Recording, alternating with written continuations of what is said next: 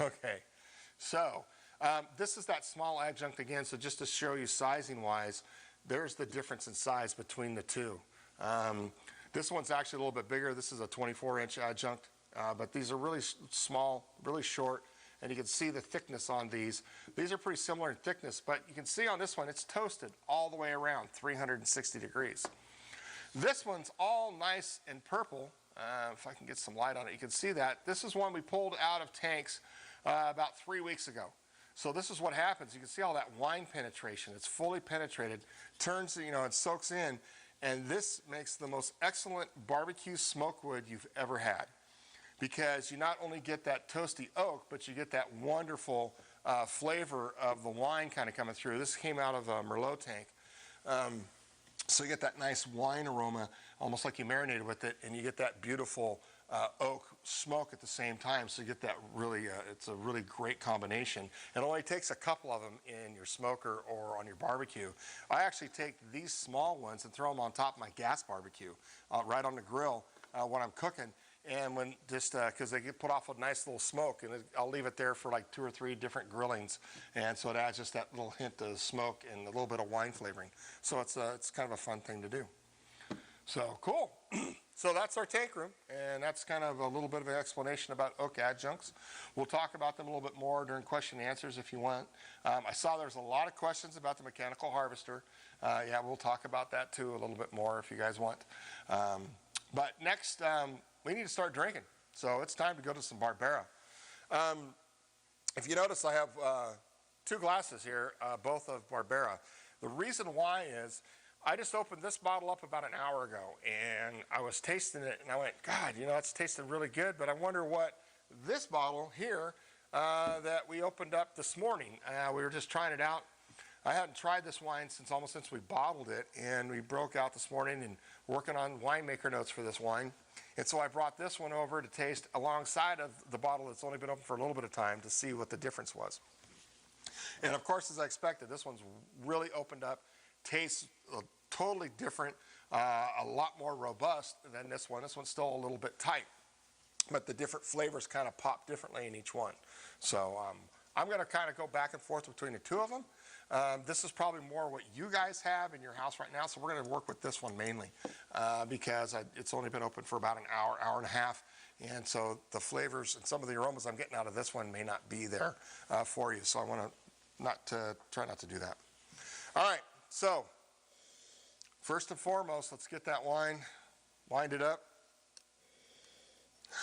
This wine, and it's really showing through right now, it's got a floral note right in the very beginning, and it's kind of a unique thing. I've never really experienced this in our Barbera before, but this vintage, there's almost like a rose petal violet combination. It's a very floral component that is, like I said, I've never really experienced it before, and it's a nice thing. It's kind of a fun, and it's just a really brief little hint right in the front. And then you get past that, and you get to like almost it's like maybe roasted nuts, roasted almonds, but more like a toffee for me. A little bit more of a cooked caramel toffee kind of going with just a hint of tobacco in the back end. And that's the American oak barrels that we use on the Barbera. They really show that characteristic well. And then there's that blueberry, blackberry kind of a brighter, and that blueberry's there. God, that's nice.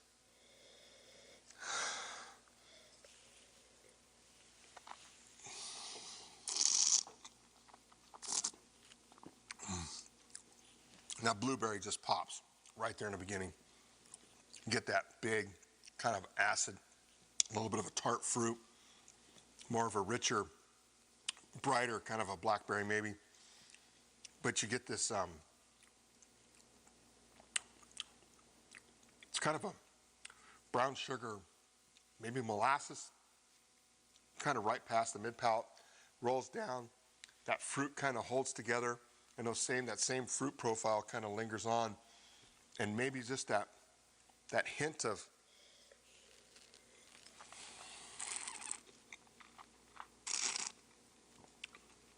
it's kind of like that floral note kind of pops right at the end again, and just reminds you of that kind of overripe, maybe blueberry, but just that bright little kind of a violet.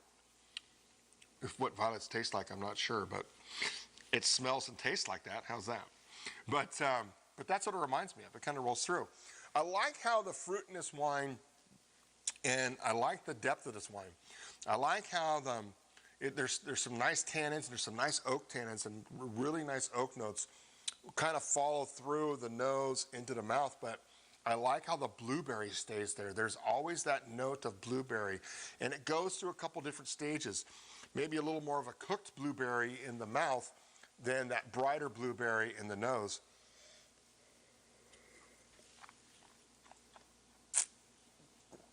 But I like how it's I like that brightness. I like that acid and tartness of the backbone, and you can see where that comes in, almost like that sweet tart in the Quadriga. You can see where that blueberry note and that acid and that big backbone of the Barbera comes in. It's still got a beautiful richness. It's not lean. It's actually nice with mouthfeel, and that's the problem. Sometimes Barberas get really lean because of that acid, but the richness of that barrel holds that up, especially with all that fruit that's coming through. We don't grow a lot of Barbera. I know Lenny will correct me here, but I believe on the Felice Ranch where this Barbera is, we are at 4 acres, and I think the Barbera over here is about the same, like 3. I think we're like 7 to 8 acres total of Barbera is all we grow, so we don't grow a lot. But we do pick the section I showed you with Nui in the video. That is a hand-picked section because of that little hillside, so we actually picked that. And you saw the flowers. It's actually up towards the top, it's not blooming as much as it is down on the flat in the bottom, so it shows you why we pick different areas at different times, because now that area that's down the bottom, that's that darker soil, was pretty much in full bloom, where the piece on top, where I was filming more, was probably only about 25 to 30% in bloom. So that makes a huge difference on the ripening times of those wines. Now, pardon me, they may catch up with each other later on down the road, but usually it just kind of shows you that the upper part is a little bit different. God,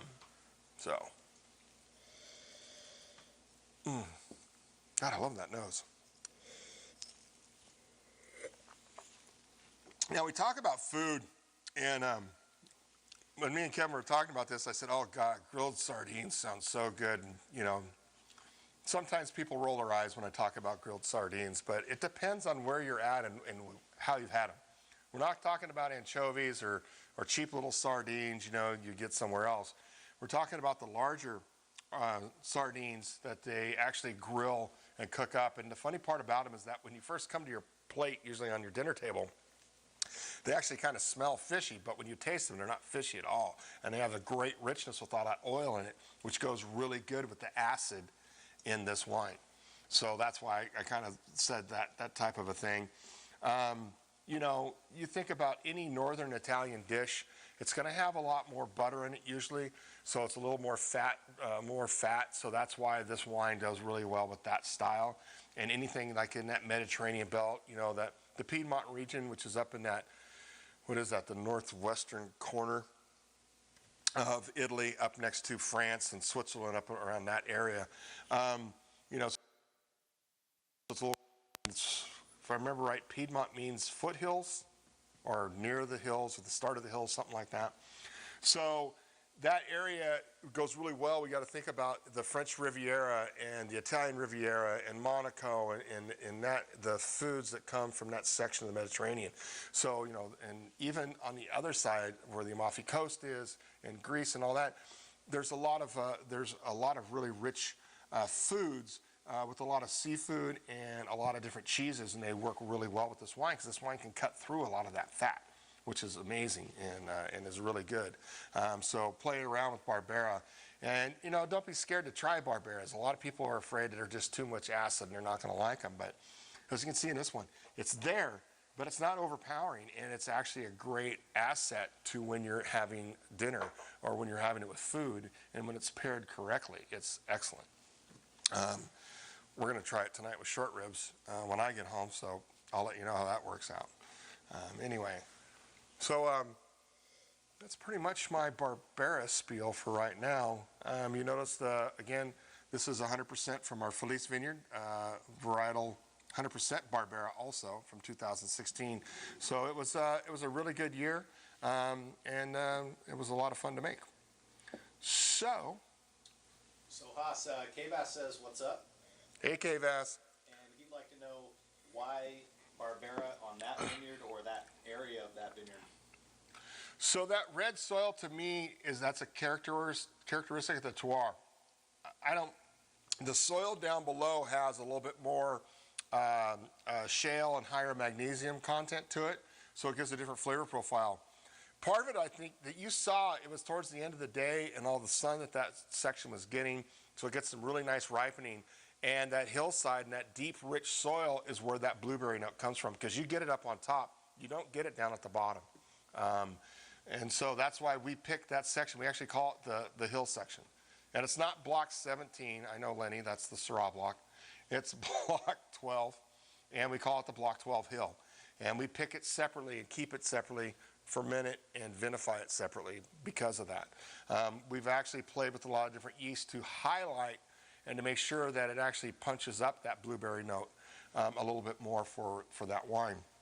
But it really is the topography, and it gets a lot of afternoon sun, and it gets great exposure in the afternoons, and then then the sun goes away and cools down right away. You guys saw a lot of the pictures that Kevin was shooting of the fog coming in back into our vineyards, or actually the fog was going away early in the morning. That's not 100% accurate all the time, but that shows you the cooling influence we get from the ocean. But we do get our stretches where that does happen. Luke would like to know, what do Barbera grapes look like? Are they large clusters, small? Depends on the clone. Barberas can be very large berries to smaller berry, to medium-sized berries. Clusters, so ours are a little bit looser. They're a looser cluster, more like a Cabernet on some of the section. Some other clones get a little bit tighter, but they're not, it's not like a Syrah cluster where it's super loose, but they are a little bit more open in some areas. They're not super tight, so they get good airflow through those berries. And they're about a medium-sized berry for what we're growing right now. Do you want to answer some of those questions on the machine picking? Sure. And what people saw in the video? So what you saw in the video, so if you guys noticed, part of when the hand crew was picking, you saw all the little lights from all the pickers picking by hand. That's what we're talking about. They all have their little headlamps so they can light up the vines and go through. So the harvester, and what we'll try to do in the future is we'll get some pictures of the harvester and of the insides of the harvester. I have tried multiple times to take photos and video of the harvester while it's working, but it actually, at the back end of it, where you can see anything, it's spitting a ton of stuff out. So you can't really take pictures without getting covered in a bunch of crap, so that's not going to happen. And there's curtains that go across it, so it doesn't happen. But what a harvester does is they have what's called a bow rod. So think about a bow and arrow. You think about the bow, how it's curved. It's the same thing. That rod is in there. It's curved. And there's one on either side of the vine. As you saw, the harvester straddles it. They vibrate, and they go like this. So when they vibrate, they actually shake the grapes off the stem gently. So unlike shaking the entire vine and just beating the hell out of it, they're actually working the fruit zone. So they're just kind of going in like this, and they're just vibrating. We can control how hard we hit it or how soft we hit it to knock the fruit off. Generally, we don't want to hit it any harder than we have to make sure we get all the ripe fruit off of it. It will leave second crop, and it will leave rock behind because it's really still attached to the bunch, and it doesn't want to come off yet. So we do about an acre an hour is about the speed. So it's roughly, I think it's 1.5 miles to 2 miles an hour, if I remember correctly, is how fast it travels. So as it's going along, it's doing that, and some leaves will come off with that, a lot of stuff. What it does is it goes through 2 sets of blowers. So as the track, so it falls into the grapes fall off, they come into conveyors. As they go through the conveyors drop into another set of elevator conveyors that go up. At that point in time, they get blown with air, so there's a separation. So the air blows all the leaves out. The grapes dump into the little bucket that goes on top, and then it dumps again, and there's another set of blowers up there that blows out even more leaf. And then from there, before it goes into the tanks, we have what's called a select system, which are a bunch of little rollers that are very tight, and the berries go across those or drop through those, but the stems and any other mog material other than grapes drops off the edge of the machine. So that makes a really clean pick for us. So it's a very gentle operation. We'll see about getting some video for you guys, and so you can see exactly how it works and the setup. When we get closer to harvest, when we actually put the machine together, you'll really be able to see that. We can do a quick little test run of that. And again, I said before harvest, because once harvest starts, well, I don't think you're going to see much video like this. Unless it's Steve and Kevin standing up here doing it. So, but we do what we can. So that's pretty much how the harvester works. That's the basics of it. Like I said, I'll work on seeing, I have some different videos and some different pictures of the inside. I know Lenny does too, and I think Kevin has some. So we'll get those pictures together, kind of maybe do a collage or something. We'll show you guys so you have a little bit better idea what it looks like inside. But our offer still does stand. If you guys ever want to come out and see the harvester working, tours start at 2 a.m. They end at 4, and we do 2 tours a night. So it's, that's not a problem. So come on out, and you must bring coffee, donuts, and beer.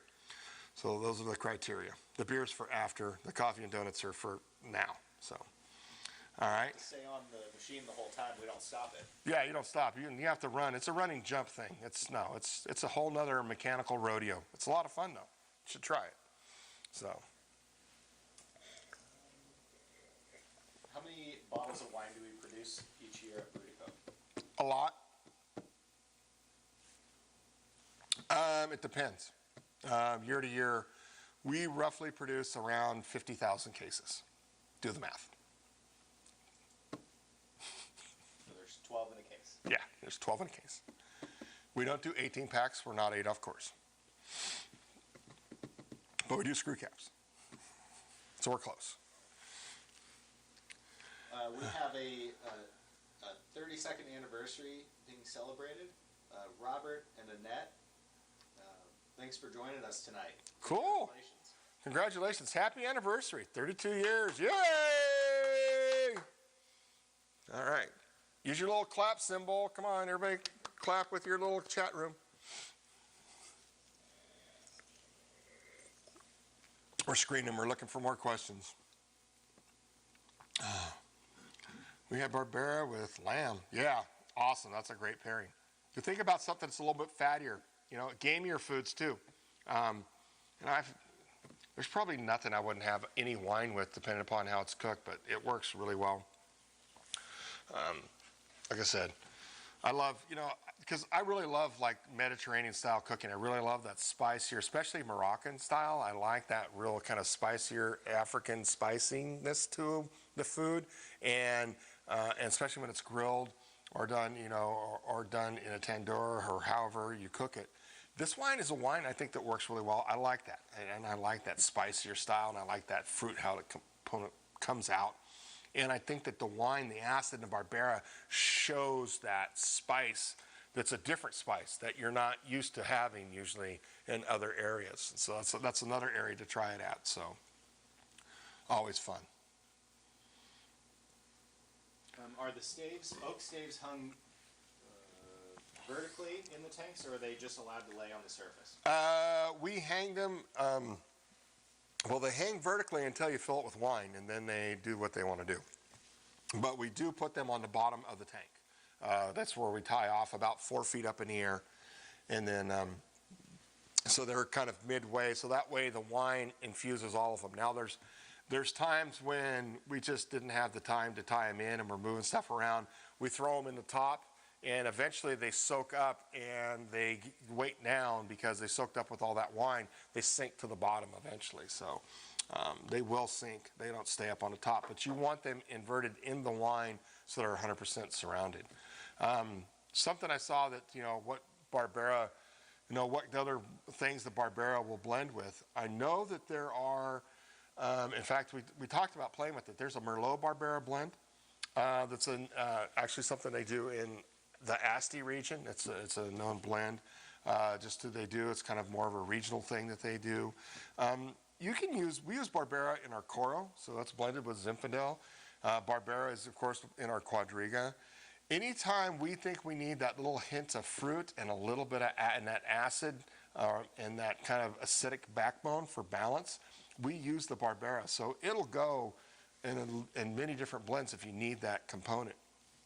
But individually, I mean, you can blend it, it'll blend with Cab, it'll blend with almost any red varietal to an extent. It's like Syrah. You can blend Syrah with a lot of different varietals. Now, I don't think Barbera and Pinot are going to match up very well. So those, it's like a Burgundy. But I think anything from the Rhone or the Italian area, I think, yeah, you use Barbera in those varietals.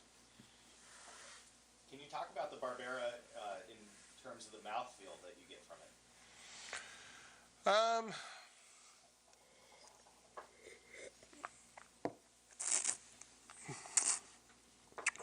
There is this beginning richness, especially the one that's been open for a while. So you get this richness, kind of a silkiness to it, almost a coating in the very beginning. But then but then the acids and the fruit kind of kick in, and it rolls, and then you get a different kind of richness. You get more of you don't get that fat, like a fatty acid or a fatty richness, what I do in the beginning. In the back end, I get that more rounded richness of fruit and oak kind of coming through on the back side. So we would say that leans out a little bit because it is so kind of silky and rich in the very beginning. But that allows the fruit to express itself on the finish and allows that little violet hit to come through. Is there a balloon ride over Brutocao, and have you ever taken a balloon ride over a vineyard? In Mendocino County? No, I wouldn't advise it. Oh, I guess it's legal now, so it wouldn't be. No, there's not a lot of flat areas to have a balloon ride in Mendocino County, and there are so many currents and winds. It would be exciting.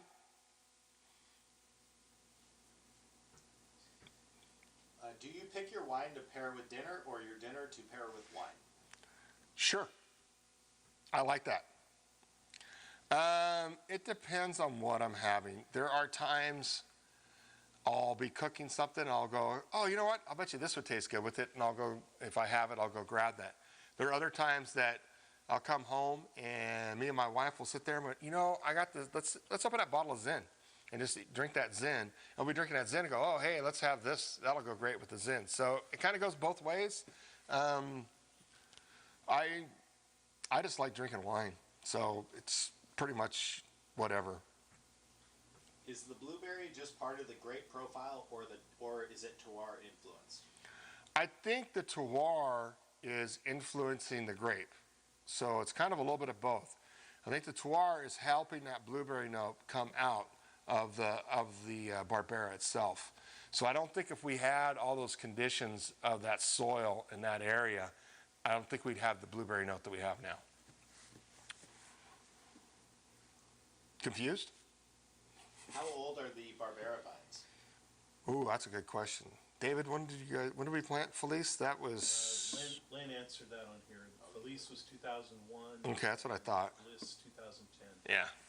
I know Bliss was 2010. So yeah, these wines are 18 years old, 19 years old.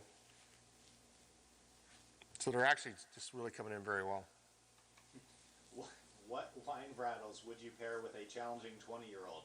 I usually forget the wine and go to a good bottle of Scotch whiskey. So what wine variety would I pair with a challenging 20-year-old? Yeah, I think your choice is accurate. Go to the Macallan. Barbera versus Nebbiolo. How do you compare and contrast? Decently priced, overpriced. How's that? I mean, Nebbiolos are a whole nother realm. I like them, but man, they're expensive. But although a Barbera de Asti is probably not very cheap either, is it, David? Last time you were there. So. I don't buy that wine. No. I mean, it's, those wines like that are pretty expensive. I think Nebbiolos are usually a little bit, I would say a little bit lighter than a Barbera. Barbera's going to be a little bit bigger. I'll be honest with you, I haven't had a Nebbiolo for so long because I can't afford them. What would you drink with Indian cuisine? Beer? If it was I'll be honest with you, Sauvignon Blanc probably would be my first choice with a lot of Indian cuisine because it's such a, especially like our Brutocao Sauvignon Blanc, because it's such a spicy style. And they grow actually a lot of Sauvignon Blanc in India because of that. I would think something, I would think a real, the only other thing I think something like a real rich kind of Zinfandel with a touch of RS would be the other one. But I would think Sauvignon Blanc for sure. I would think, I don't think our Coro would work with that. The Torrent may work with the Indian cuisine. It'd be interesting to try. Now I got to go get some curry. Thanks. There goes my diet. Yeah, I would think that some of those, the Merlot, a really good Merlot, man, would go great, I think, with Indian food, and the Sauvignon Blanc. I think those would be my first go-tos to try, for sure. Haas, can you speak to what the greatest influence is on a wine? Is it grape type, soil, weather, barrel, aging? The greatest influence on a wine, it's the grape. So it's it starts with healthy soils, healthy vines, good growing practices. You can't make great wine out of shitty grapes. It's just, that's it. It doesn't happen. You know, we can make what we call Franken wines all day long. We can manipulate a lot of things, but it's still going to be an okay wine. It's not going to be the best wine you ever tasted, right? But if you have great grapes, it's easy to screw them up, but it's also easy not to do a lot to them and to showcase those grapes and to make a great wine out of it. And then that's kind of my job as a winemaker, is once the grapes get here, is to enhance the qualities that's coming from the vineyard, like that blueberry note in this Barbera. That's why I use that American oak. That little bit of tobacco kind of follows along, pumps it up. That toffee kind of cooked caramel does the same thing. So that's why we do those things. We're showcasing that. At the same time, if there are imperfections, we're there to help fill those holes in. So, you know, we're filling in the holes that are missing because nothing's perfect. It's a natural product, so it's not going to come to you perfectly. And so we're there to enhance what's there and then fill the holes in that aren't there, which are usually minimal if the grapes are grown correctly. Can the staves you hang in the tanks be reused, sort of like if you want neutral oak?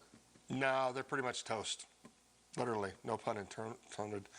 Once they get to this stage, everything out of them has been used up. There's nothing left in there. Not even used, you know, because they're so small, so thin. It's just totally extracted.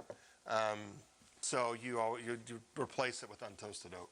So then why neutral oak? What is a neutral barrel? So neutral oak, the reason why we put neutral oak in is because toasted oak is where you're getting all this tobacco, coffee, toffee, butterscotch, creme brulee. That's where all those flavors are coming from, right? That's in spice coming through.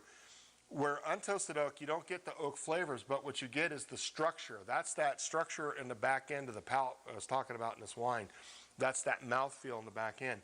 That helps uplift the fruit and gives it some tannin and structure to hold everything else up and keep it together in balance. So oak has many different jobs, not just adding those other flavors that we talk about. As well as a storage vessel? It's a storage vessel, yeah. Micro-oxygenation?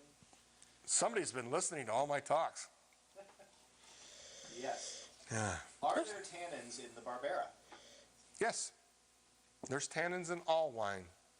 Even Moscato has tannins in it. The sweetest wines in the world all have tannins. There's tannins in here, and I kind of talked about that in that mid palate. There's a little bit that the oak tannin structure kind of comes through. It's not as prevalent, I think, in Italian wines because in Italian varietals, especially old world wines, and we kind of make our wines a little more old worldly. But that barrel influence is there, and there's structure, and there's some tannin structure from the skins. It's just that it has so much else going on that it's not as prevalent. But that's what's pushing that fruit.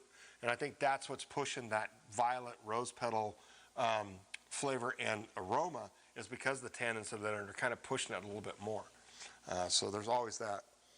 There's kind of a spice in this right now. It's almost like peppery. That's kind of fun.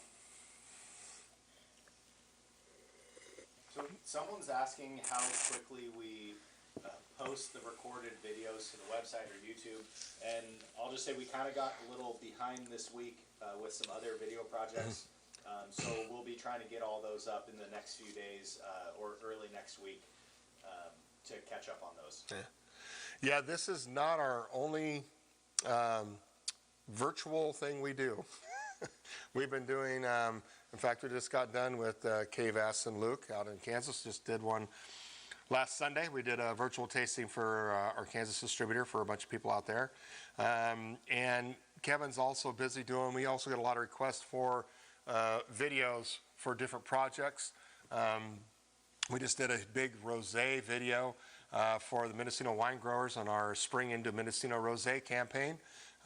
So you can see that in the Mendocino Wine Growers video or YouTube channel. So we have that. There's it's 100% rosé.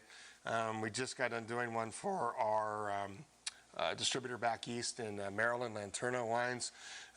So we just shot a video for them, specifically talking about Mendocino County.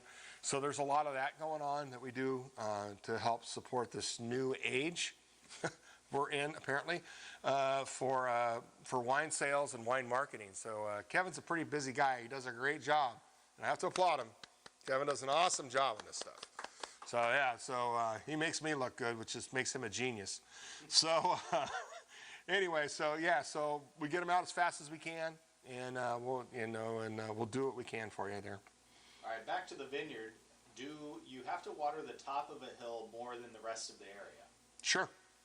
Yeah, I mean, literally you do. And then some of the areas that are so steep, we actually have 2 separate drip lines sometimes because we need to get more water up there because the soil's gravelly and the steep terrain, it doesn't stay with the vine, so trying to keep the water up on it's challenging. But yeah, down in the flats, that's why a lot of times, and as this year progresses, you'll see vine growth where it kind of flattens out a little bit, or in a bowl is huge. It'll be like 6 to 10 inches taller than the other growth because it is getting so much more water. And that's why in there we have to thin a little bit more. Those grapes usually are more Bliss quality than Brutocao quality because they have so much vigor to them. They don't have all that concentrated flavor we look for. But then again, sometimes what they do bring to the table helps balance out what is up on the hillside. So by putting the two together, you actually have a better product. So it goes back and forth. It's all about tasting and making those decisions before we pick. How are we pruning the Barbera vines? I have so many just bad answers for that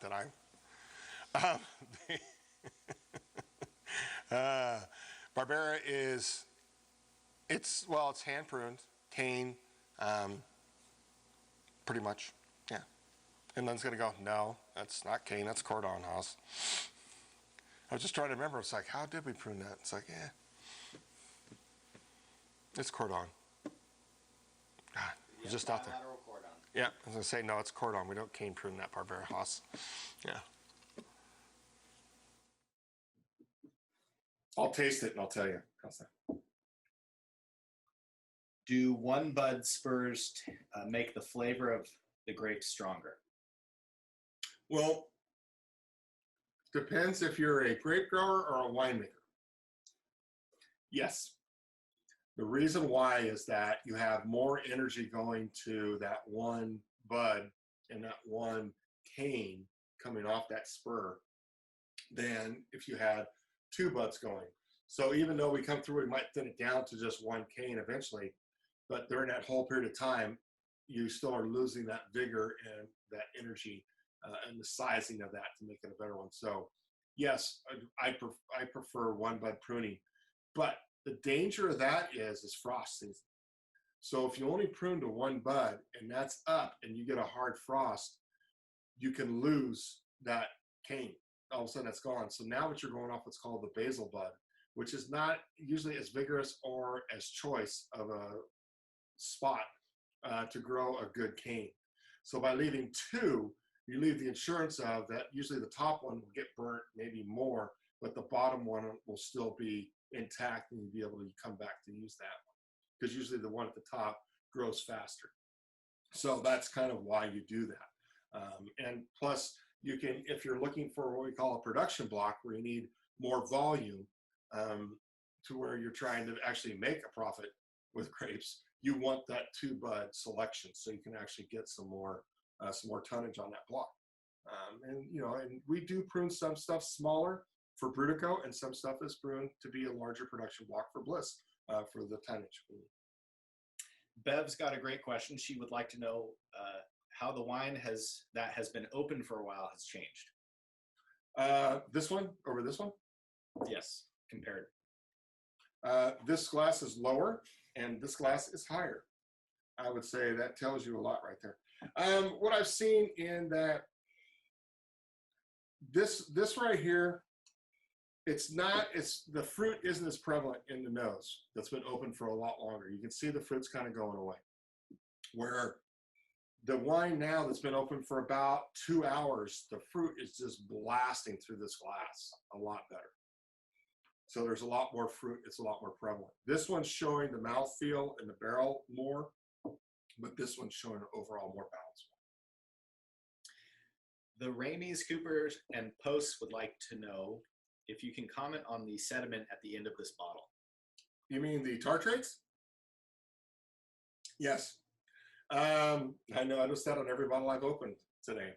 So we do what's called cold stabilization. You chill the wine down, you try to throw out some of the Tartrates.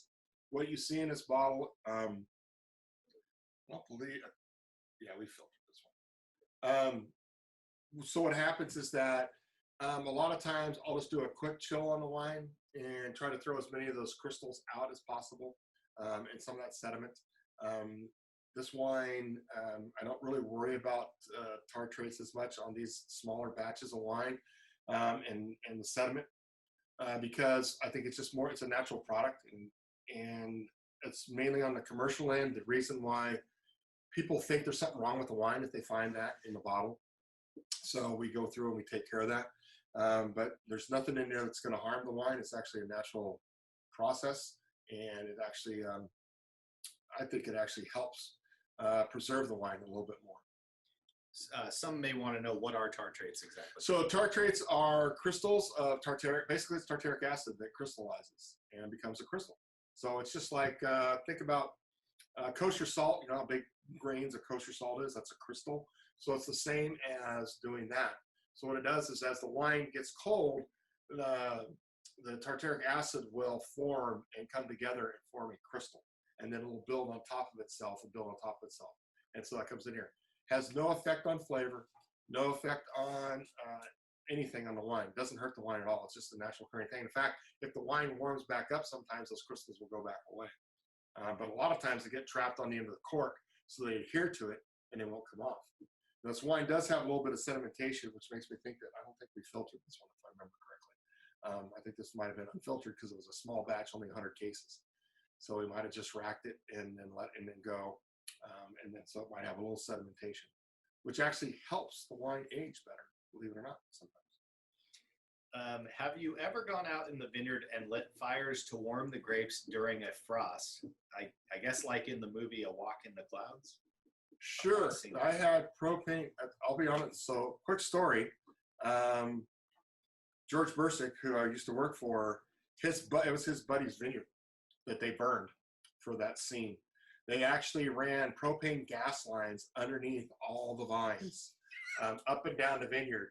So they all sat up on a balcony at the guy's house on the ridge that overlooked the vineyard, drinking wine, of course, and laughing as they lit off the guy's vineyard, because he was getting ready to rip it out the next year. So he made bank. He made like 12 years worth of tonnage in 30 minutes.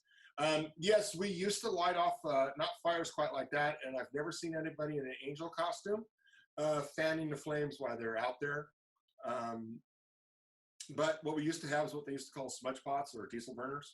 It's actually a pot you fill with diesel and you light it off, trying to bring the temperature up. That was used for quite a few years, up until the late 80s, early 90s. Back then we used to buy diesel for 8 cents a gallon, so it was pretty cheap to do. But then through better technology, better in using wind machines and using water more because back then we didn't use water. We didn't have a lot of this overhead irrigation. So it was a lot of dry farming too. So we didn't have that set up. So now we don't do that. In fact, it's illegal to use a device like that anymore. We've had guys now, like the orchards in the down south, the orange orchards, they use helicopters. And they have lights that flash when the temperature starts dropping below 32 degrees in the vineyard, and they'd actually fly the helicopter over that section until the light went out. And that was just the air moving the air around, bringing the warm air to that section. And then they go to the next one. We also had these big wind machines that had somebody tested here in Hopland. That was an interesting night. They had rockets on each end of the prop and lit it off. It lit off, and man, it woke up the whole valley. So there was this ring of fire that sounded like an Apollo 11 launch going off in the valley. So that was that was interesting. So there's been a lot of different techniques over the years with fire to do that. My dad experimented with a fog machine that these guys were promoting. So my dad said, sure, the University of California came down and said, hey, would you do this? He said, I'll try it. So we put it in our pear orchard, fired off these fog machines. It covered every orchard and vineyard in the valley but ours. So anyway, so that experiment didn't quite work. So yes, we have lit things off from tires to tar bricks to smudge pots to diesel burners in the vineyards, but not anymore. Do you have an opinion on using a decanter? Would you use it to make glass left more like glass right? I would use a decanter anytime I could. I really enjoy it. I have a duck decanter, and I really like just open it up, pouring it in, and then start drinking the wine because it does aerate it right away for you, or use a rabbit to put on the end. The reason why is if you guys are like me, it's like, oh, yeah, I guess I should have opened that cab up like 3 hours ago. Or you're like drinking a glass of Pinot going, man, this last glass is awesome, right? So yeah, I really recommend using a decanter. And I really enjoy the wines that do that. And what it will do is it'll take this glass here that was opened 2 hours ago and put it in that position an hour ago. See what I'm saying? So, you can decant it in about a half hour, 45 minutes. It's there. The older the wines are, a little more air makes a huge difference. Steve Brutocao has a serious question.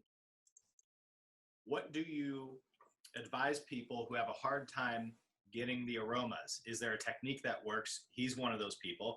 And Len, his brother, would like to remind him to take off his face mask first.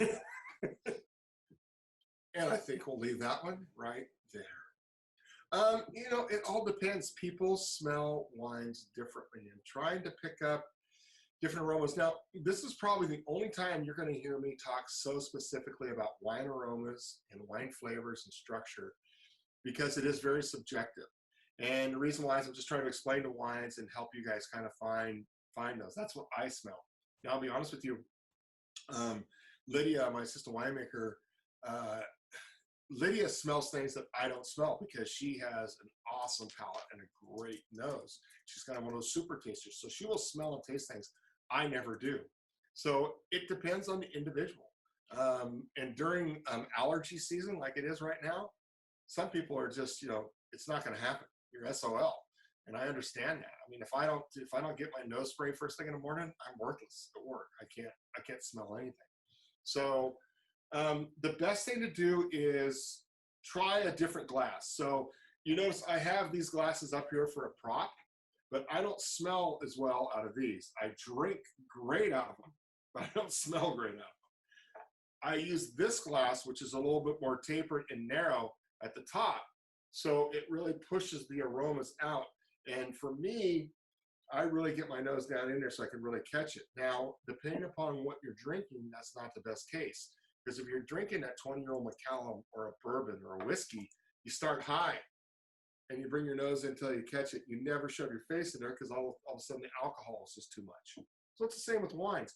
Wines, you always see people, but you want to just go in slowly. So swirl it up, kind of come in, and then you can deep dive. But there's, like I said, we have what we call our official tasting glasses, which is this glass.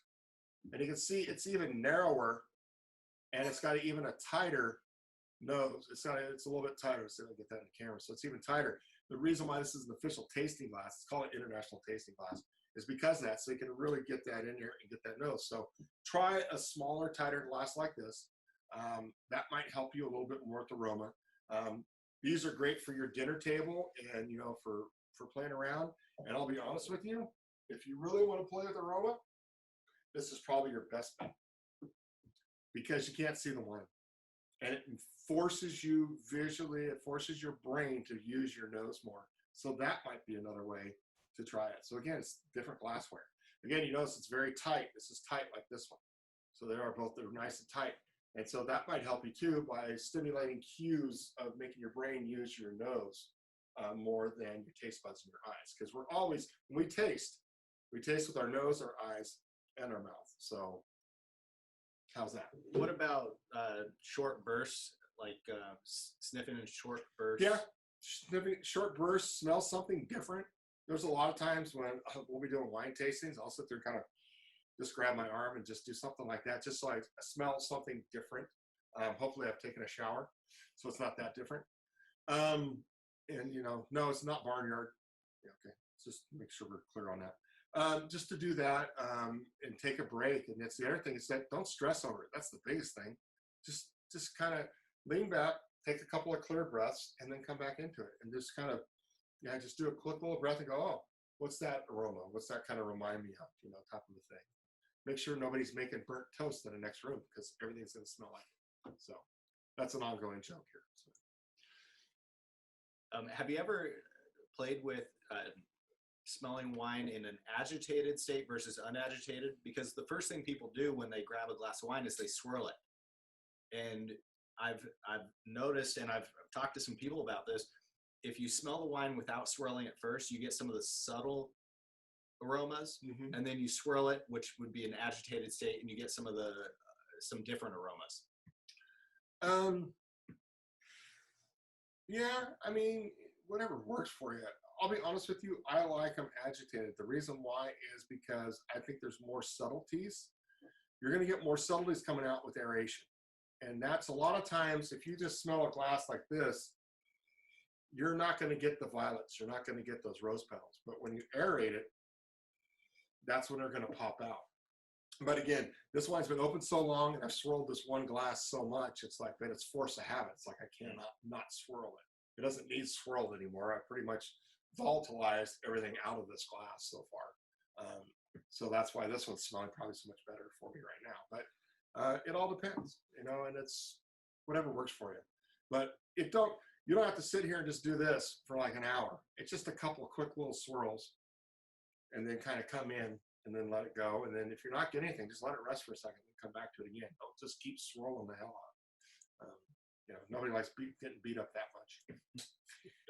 Haas, are we still making a tawny port? Yes, we still are making a tawny port. We only do about 50 cases a year, and they are here at the winery and tasting room only. So if you want them, you better get a hold of Kevin and Chris. And what generation is it? It's from 1999 is the first generation of that port, or 2000. I cannot remember off the hand. It was before me. I took it over in 2009. I think it's a 2000 was the first vintage of that port. So it's almost 20 iterations coming up this year. So the current one. Yeah. What's that? What the current one The is? current one is 17. It'll be 17 years. 17, 18. Yeah, 18 because 19's in the barrel right now. So yeah, it's the current one we have bottled is the 18th generation. Well, I think we're probably selling the 17. No, you're selling. Are we on the 18? You're selling what I bottled from the 8. Yeah, that's right. Because we only do 50. We sell out pretty quick. That's what I'm saying. If you want it for the holidays, you know, maybe what we'll do is we'll hold back 10 cases to sell at an inflated price during the holidays. Any chance of Milano making a guest appearance? Milano Winery. I think they want your brother. You want my brother? Sure, go ahead. He lives in Napa now. He's a trader. And he's no longer part of Milano. We sold Milano a long time ago. You can buy it. It's for sale again. But you get my mom and dad, you have to be their landlord. And yes, you can order the tawny port online and we can deliver it. Yep. We can ship it. We don't do hand deliveries, KVS. Sorry. Although I would for you.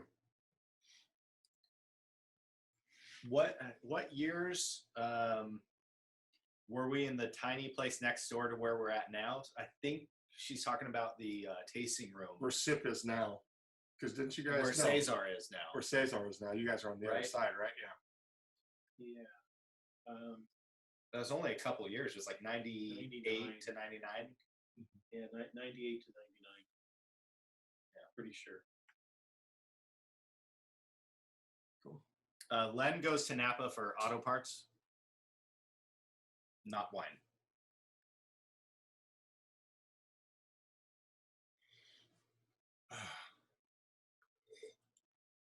All right. Looks like we're winding down, folks. Hey, we did another hour.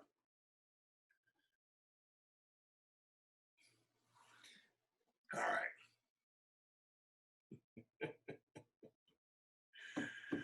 All right. So, hey, listen, we have a lot of fun doing these. We're going to keep rolling along with this as long as you guys will keep having us into your houses and enjoying our time with each other. Next week, Kevin, what are we going to do? Have we decided yet? We have not decided. What are our choices? Sangiovese? Oh, I think we're doing Sangiovese. Haas is making the choice. It's going to be Sangiovese next week. Candelabra is going to be the last one of this little go around, and we'll see from there what we're going to do. But we'll do some Sangiovese next week, so that'll be a lot of fun. We'll get Nui back out in the vineyard, take some more pictures. We'll go into the barrel room. Maybe we'll do a pre-tasting of the 2018 Sangiovese that I'm going to be bottling, and the Uber Tuscans out there too. So we'll play around with some of those wines for the upcoming bottling. Get you some bottling video probably of the cab, which starts on Monday. We're going to start bottling the 2018 Brutocao Cabernet, which is going to be a Hopland Ranches Cabernet. So that'll be coming through. So again, thank you all very much for coming and tuning in. We appreciate it. Salute. And always remember, the only difference between a connoisseur and a wino is one takes a brown paper bag off when he's done. Thank you, guys. Enjoy.